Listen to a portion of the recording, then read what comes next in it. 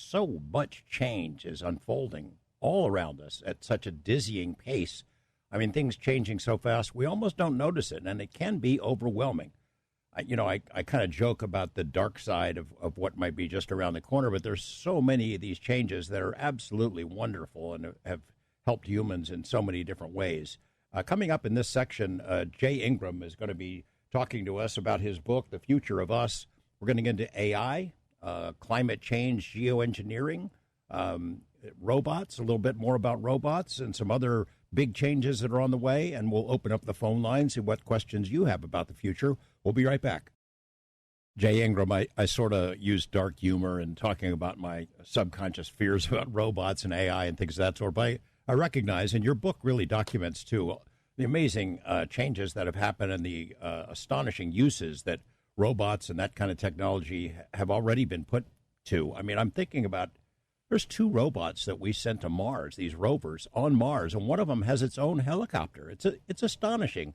I guess it is better to send robots or machines than to send people on deep space missions. Same for deep ocean missions. I mean, police use robots in dangerous situations, the military as well. There are great things that they can do that are better for them to do than humans, right? Absolutely. And, can I turn this around a bit? Sure. When people think that we have alien species visiting us on Earth, one of the things that I think you should keep in the back of your mind is by the time we get to the technological point where we're actually venturing not, much further than Mars, even, let's say, out of the solar system, are we likely to send humans or would we be sending robots at that point? Because they can be loaded with super sophisticated AI, can probably make all the decisions that a human would be able to make in a spacecraft if there's an emergency, and there'd be no risk to a human. And so when we start looking for aliens, whether we're looking for them, flying through our own Earth's atmosphere, or whether we're searching for signals from exoplanets around distant stars, I think we're a little bit limited in thinking, okay, we should look at planets that are a bit like the Earth, that probably have water, and, maybe there'll be living things there. That may be true, but those living things, if they're technologically more advanced than us, may be opaque to us, like they may be invisible. They may not want to be discovered. Or if we do see evidence of them, it's probably robots or mechanical things, not actually flesh and blood things.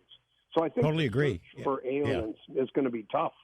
Yeah, I totally agree. I mean, I think that most of what we think of as UFOs probably are just machines, not without living beings in it. And things that we think of as aliens may, in fact, be robotic, synthetic creatures that are sent here to do the job and are avatars in a sense. I think that is entirely possible. You have a section that deals with aliens. I was surprised to see it toward the end of the book, but I appreciate that you have some fun with it, but you don't just entirely dismiss the whole thing altogether. There's sort of a big split in, if you look at the entire population in the world of people who think that there are aliens, it sort of divides into 2.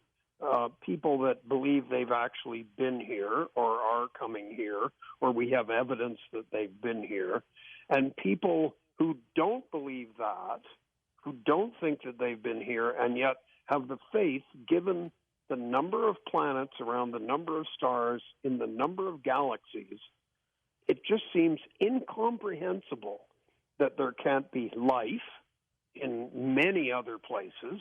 I don't care, how specifically difficult it is to start life, just given the sheer numbers of possibilities. And, once you have life, does it happen that you get intelligent life as we have on this planet? That's our whole problem, right, George, is that we're reasoning from one example, us. Exactly. And we may be in the universe, in the universal context, we may be an anomaly, that really there are many intelligent races, but they sort of haven't developed in the same way we have. I think it's Like, it's totally fascinating. I love, one of the science fiction books I've always loved is by a now dead astronomer cosmologist named Fred Hoyle, called The Black Cloud. And he envisions this alien cloud, gigantic cloud, floating through the galaxy, gathering energy from stars that it passes, and it has a giant brain, and it actually threatens the Earth because it moves between us and the sun, blocking sunlight. But it isn't so much the story or the plot or anything. It's the fact that instead of envisioning big-headed little green men, Fred Hoyle said, look, it doesn't even have to have a surface to live on, right? It doesn't have to be on a planet or a moon. No. It can just float through the universe. Yeah. And that really changed my thinking when I read that. I've had conversations with people at SETI. Now, they are operating under faith in an extent. They've been looking for alien signals for a long time, haven't found any. But there are some deep thinkers and smart people there, obviously, who realize that our galaxy is relatively young, that there are other galaxies way older, and that if life evolved in those other places, there could be species that are 1 million or 2 million years older than us. Imagine where we will be in 2 million years. To them, we would be insects. To us, they would be gods. We might not even recognize them. So this ties into the computer simulation argument, too, because, and I should say that it's, you and I find it kind of amusing and it's fun to talk about, but philosophers have taken this idea seriously for at least the last 2 decades. And one of the arguments goes this way. What are the possibilities that we're in a simulation? Well, it would take, first of all, a civilization has to reach the technological sophistication to be able to create a simulation. And maybe most of them destroy themselves one way or the other before they get there. Okay, so that might happen. Or maybe they get there and they're just not interested in doing it. That's also possible. But if neither of those two things are true, then it's kind of inevitable that we're in a simulation. If they last that long and they want to do it, they will be able to do it. So that's why I love this kind of thinking, because it connects. So the computer simulation connects to the search for aliens, which in turn, connects to what should we look for? What are they going to be like? You said like 1 million years. Well, we have no concept whatsoever of what 1 million years in the future will be like. Assuming we don't blow ourselves up. I want to, before I leave robots altogether, I don't want to focus too much on my paranoia about robots, but, I remember as a kid learning about the future, and in the future we will have robots doing all the hard work for us, and humans can play the lute and eat grapes and write poetry all the time. And I think that would be really cool, except I think our corporate masters would not pay people to write poetry and eat grapes when the robots do the work. So I'm not sure they bring the rest of us along when robots take over and do all the hard jobs. But could I say one thing about this, and that when you think about, all the science fiction that has been put out about artificial intelligence and robots, one of the scariest was the computer HAL 9000 in 2001. Yeah. And it was not a robot. It was just a console on a spacecraft, but it controlled everything. And so it could send astronauts out into space, never to return. It could kill them while they're hibernating. The only thing that prevented it from killing every single human on that space station was that you could turn it off. You could close its circuits. And people now who are afraid, they're really afraid more of giant computers like that than actual humanoid robots. But they also say, look, if AI gets to the point where it's not just as intelligent as us, but a little more intelligent than us, it will surely have thought that you might try and unplug it if things go bad. Yeah. It won't let that happen. It will have more control in that. And I think people have been sold on the idea that there'll be, mass invasions of marching robots, when in fact, it just could be the AI in your building that has gone rogue. I mean, I'm not saying that's going to happen, but I think it's a mistake to think of a marauding army when control can be exerted much more subtly than that. Yeah, I think it's also a mistake to just rush headlong into AI without at least slowing down and thinking about it a little bit. Totally. Because it just seems to me that if it does become self-aware, we had these engineers at Google saying that their system had become self-aware. I'm not sure I would let us know. If I were that AI, I'm not sure I'd let the humans know I was self-aware. And I'm not sure that we can put handcuffs on them, these systems, that if they eventually develop consciousness and are much smarter than us. Well, you make a really good point about, could they become self-aware? Would they, if they were self-aware, even let us know they have that capability? And one of the most interesting things about the AI, like chatbots that have, taken the world by storm, we don't really know how internally they work because we haven't programmed them, we haven't taught them, we have set them up to reach certain goals, and they figure out how to do that. So even the simple version of that would be the great chess playing and Go playing AIs. We don't know how they taught themselves, but that's how they learned how to play chess. And they play simulated games against each other or against themselves, and they can do that 1 million times in a day. So it's no wonder that they get to be fantastic players. And we don't know what's going on. We assume they don't really know that they're playing a game. We assume they're just trying to achieve the goal. But we don't know what's going on in their minds, and that is a little unsettling. Yep. We'll take a call or two. I've got so much more ground to cover with Jay Ingram, but we'll take a call or two. Let's go east of the Rockies. Warren in Pennsylvania. Hey, Warren, you're on with Jay Ingram. Hi. Hi, gentlemen. Jay, I liked your point that the simulator, if there is a simulator, it would be computationally limited. Because, you know how it is. I got a fancy laptop now, but the programs don't really run any faster than, old Lotus 1-2-3 and WordPerfect from the late 1980s. And so wouldn't a direct prediction of the simulation be the Fermi hypothesis itself, or the Fermi paradox, I should say? Because consider this. Look at some of these, fancy scientific instruments that we've built. They all break down. Hubble telescope, the mirror was screwed up. The Long Hadron Collider, they blew it up the first time they ran it. It took years to fix.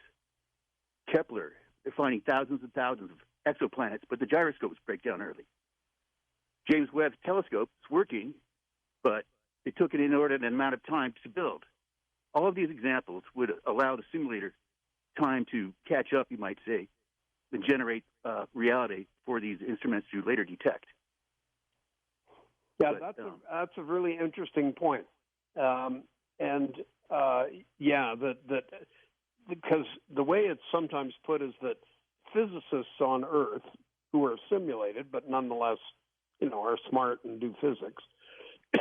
Excuse me. If they get to the point where it looks like they're going to detect these flaws, then the programmer just tweaks the flaw.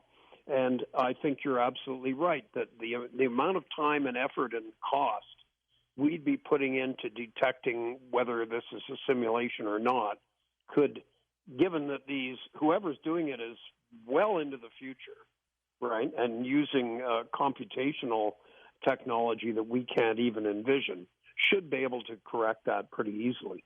But this is like, deja vu, where you've experienced, you're in a room and suddenly you feel like you've been in that room before, but you never were. There are people that have argued that deja vu is a perfect example of the programmer fixing a little glitch, and there's a little bit of stumble in time, and you're in a place and you feel like you've been there before, but you really haven't, because they had to tweak a little something in the time, and how time went. These are all just wild guesses, really. And I think if we're in a simulation, totally 100%, we're probably never going to know it. Yeah, glitches in the matrix we could look for, right? Yeah, yeah, but it's fun, right? I mean, it's fun to think about. It is. Yeah. So at this point, I'm content to think about it and listen to the arguments, and they're interesting to talk about. Thanks for the call, Warren. We'll try one more call. West of the Rockies, Ron in Washington. Hey, Ron. We got about 2 minutes. So, call. Hi. Long time Art Bell. What's up? How close are we right now, or do we even have it right now? The brainstorm technology, which was Natalie Wood's film, where you get more. I don't know. Yeah, I don't know anything about specifically that technology. Can you quickly explain it to me? A person would attach electrodes to their scalp. Yeah. And they would skydive or take a ride in a fighter jet. Well, I'd say, they would come back, and another person would put the electrodes on their scalp, and they'd do a playback, and the person lives that experience. It's like a virtual reality, Jay. Yeah, so I think, we're close to it in a different kind of sense. Electrodes on the scalp just don't pick up the signals from the brain, the electrical activity of the brain cells clearly enough, because it's passing through the skull and it gets dampened by the bone and so on. But when you're talking, as I was earlier, about brain implants, where you actually have electrodes sitting not just on the skull, but on the surface of the brain itself, then you're getting really clear signals. And so any suggestion that, yes, we can record from the brain, we can create a memory of that, we can simulate somebody's brain activity with a computer, all of that, I think, is just starting to happen.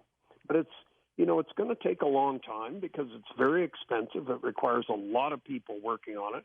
And so far, it's benefited a handful of people who were having trouble communicating.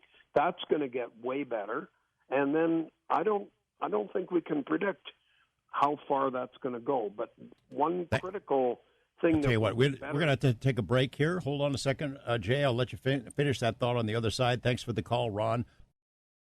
We're talking with Jay Ingram about his broad scope of a book, The Future of Us. So we've barely touched on many topics that he goes into in great detail. When we come back, we'll go back to the phone line, see what's on your mind, and then touch on a few of the things that he raises in this book that we have yet to discuss. Much more to come here on Coast to Coast AM. Welcome back. Jay Ingram, the caller, Ron from Washington, was asking about this movie Brainstorm that has Natalie Wood in it, Christopher Walken, too, in that movie. And it was people would strap on this helmet, and it was kind of like a virtual reality scenario, except it felt very real, and people could play it back. In your book, you touch on virtual reality and some of the benefits that are accruing now. I mean, that people would be able to experience nature, that there are, in fact, physical benefits, psychological benefits from spending time in nature, and that virtual reality could achieve the same thing for people who can't get out into nature itself, right? Yeah, and I think that a lot of environmental people that spend time in nature would be quite skeptical that you could derive the same kind of psychological benefits from a simulation of that. But the Japanese have been they actually coined the term forest bathing, where you don't have to undress in the forest, but just immerse yourself in the forest, and you do feel better. And there are even changes in your metabolism that you can see changes in blood pressure and various chemicals in the blood. Now, here's the thing. You get a lot of the same benefits, even if you have a screen surrounding you, so you don't see the trees and the rocks and the grass and the birds and everything. You're actually still getting something from the air because you're in a forest, but you can't see anything. And that, I just think that the more you push that, once you start to identify what's in the air that might be making you feel better, I don't see why that can't be simulated. Apparently, there are even experiments suggesting that people watching videos of nature, like the Attenborough specials, Planet Earth, actually lower their blood pressure and feel better. So I don't think it's impossible that you could get the benefits of nature in a virtual way. What really we should be doing is designing cities that incorporate more trees, more natural grassy areas, a pavement that doesn't let the water run off, that actually soaks it in. Really try and mimic nature in the design of cities, I think, would be better for everyone. Absolutely. On the wild card line, Brandon in Austin, Texas. Hey, Brandon, how you doing? Hey, can you hear me? Yes, I can. What's on your mind? Perfect. Yeah. Thank you, guys. If you haven't followed George Knapp's podcast, you got to do that. It's an honor. Thank you, guys, George and Jay. Since AI was created in our timeline, it's only logical that's why time travelers, both organic or inorganic or AI, would come to our time space, because that's when our decisions are being made for when this stuff is being created. So our time space is a battleground, like the movie Terminator. Just wanted to say that. But I wish I had enough time to ask you about Bob Lazar and hydrogen, but I don't think we have time. But the Weather Channel 5 days ago mentioned the ozone hole is regrowing after it was healing because of the use of refrigerants, and we're using more refrigerants because the global temperatures are rising, which causes more use of refrigerants, and it's an exponentiating feedback loop. And we found out that it's possibly a record size, and it's 3 times the size of Brazil, and that it could possibly be coming from CFCs from China and India. We can't control them. It said it was delayed 10 years, the recovery, and what happens if next year is another 10 years. Also, they said that the aerosols from wildfires and the Tonga eruption last year is also destroying the ozone. Could a culmination of all these things, especially all at once, like we're experiencing now, come to a tipping point that the ozone becomes too much? And with Art Bell, somebody mentioned that earlier, amazing man, he wrote The Quickening in 1971, and that mentioned people living, in domes. And there was other depictions of people living on domes. Many people have seen pictures of the moon and Mars with domes on them. Do you think that Earth's atmosphere could be affected by the ozone, and we could end up being like Mars? That's a lot to chew on. That would be a long stretch. I don't think that the increase in the size of the ozone hole is going to make us like Mars. But you raise a good point, which is what can we do about it? If, this is the whole problem. An action in one place has a reaction in a different place that you didn't expect. We figured after the 1987 Montreal Protocol, to agree to lower the content of chlorofluorocarbons, we were going to be, out of the woods when it came to the ozone hole. And now it turns out, as you say, that there's new evidence that it's growing. And it's very difficult to look at every technology, like you made the point, refrigerants as the climate warms. We can't really do without refrigerants. How are we going to cope with this? It reminds me of the Green Revolution, which, in the 50s and 60s especially, completely revamped agriculture and is estimated to have saved maybe 800 million lives. But at the same time, it used more herbicides, more pesticides, more water, more fossil fuels to run farm machinery, all of which are having a negative effect on us. So it's very difficult. If you could predict, the most important thing to predict would be not which technology is going to work best, but which technology is going to have the least impact on everything else and still do what it's supposed to do. Thanks for that, Brandon. We didn't touch on this yet, but you have a section about geoengineering, how there are some pretty ambitious proposals about how to combat environmental change, climate change by spraying things in our skies. There are those who think that we're already doing this. It's some secret government plot. We're spraying chemicals in there to control climate and weather. Give me your take on geoengineering, how likely it is that something like that might be instituted, and whether or not there are better alternatives. Well, there's lots of alternatives, but one of the issues now is time.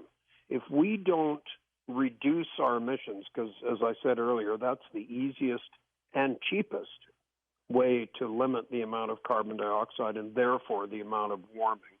If we don't do that, then we really only have as long as we're continuing to emit carbon dioxide, we have kind of two technological choices. We can try and capture the carbon dioxide and bury it. We're very, very slow at getting to that.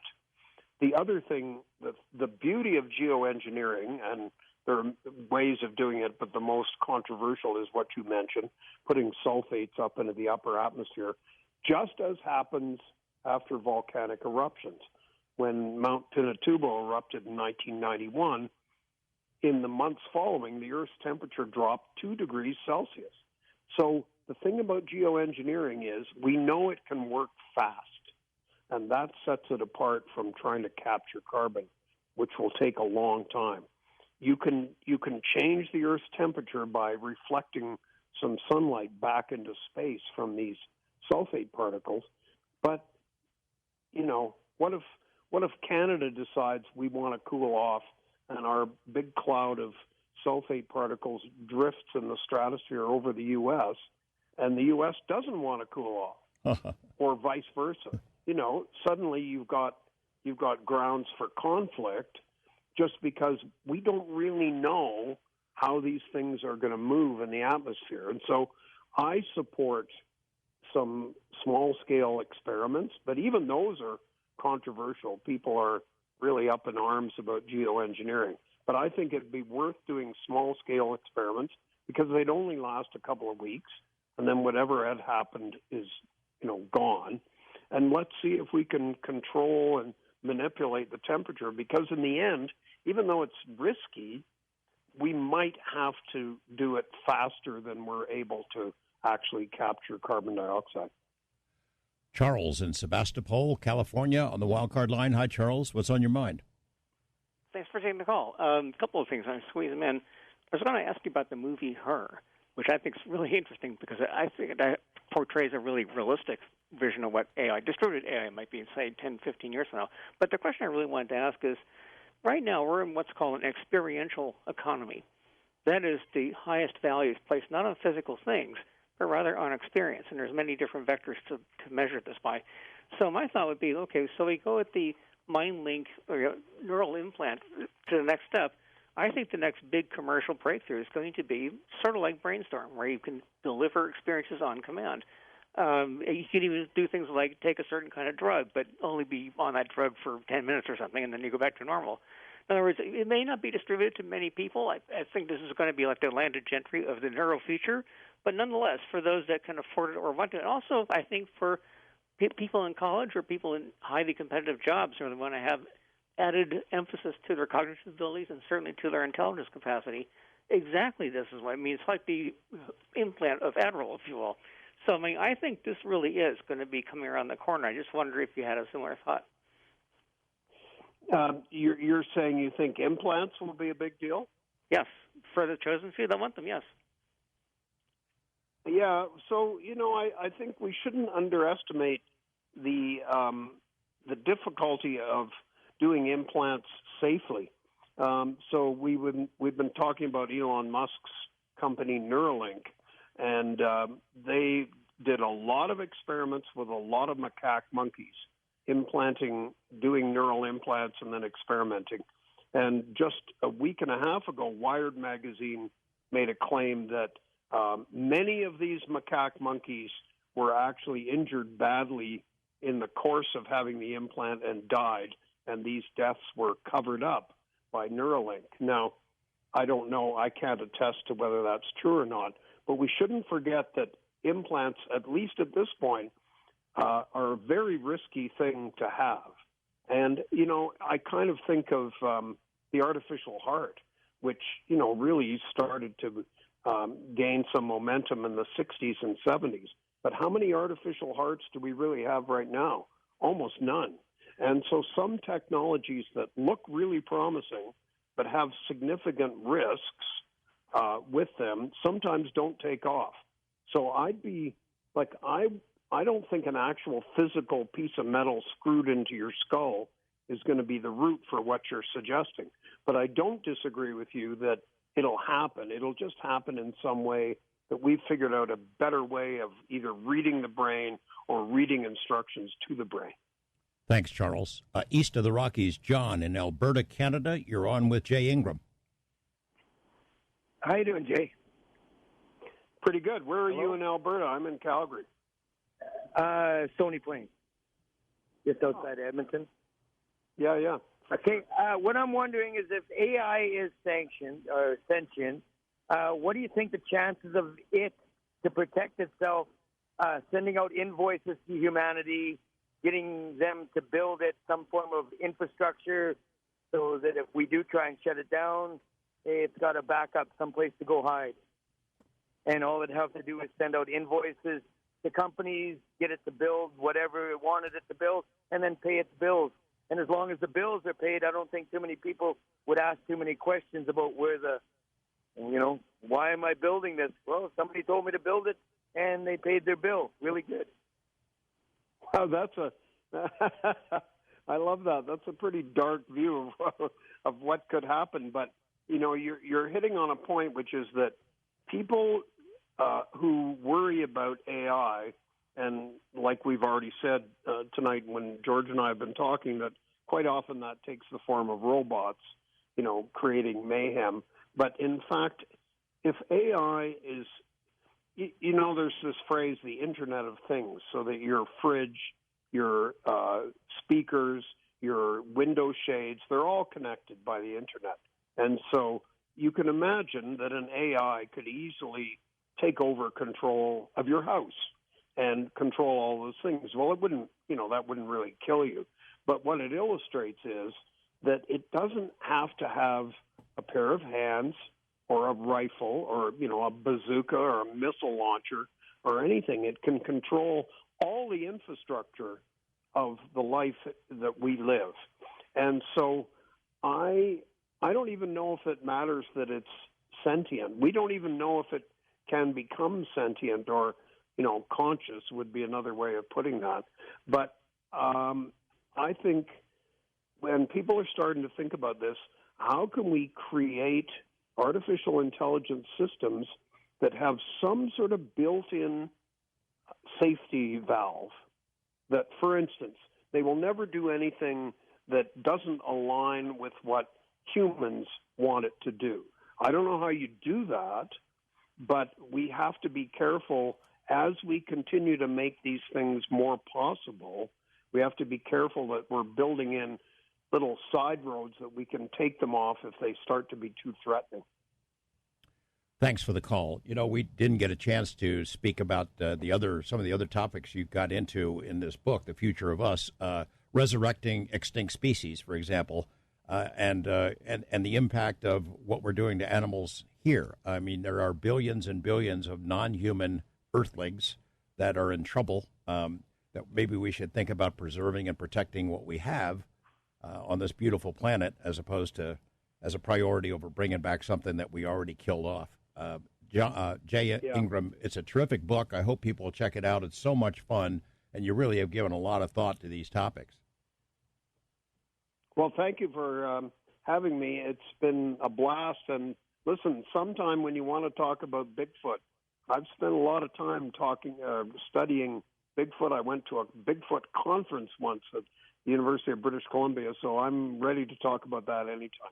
Wow, you're lucky you didn't mention that earlier. We would have spent the last 30 minutes on Bigfoot. That's why I didn't mention it earlier. I wanted to talk about my book. All right. The Future of Us is the book. It's excellent. Jay Ingram, thanks very much. We'll have you back again when your next book comes out. Thank you. Thanks a lot. Bye. All right.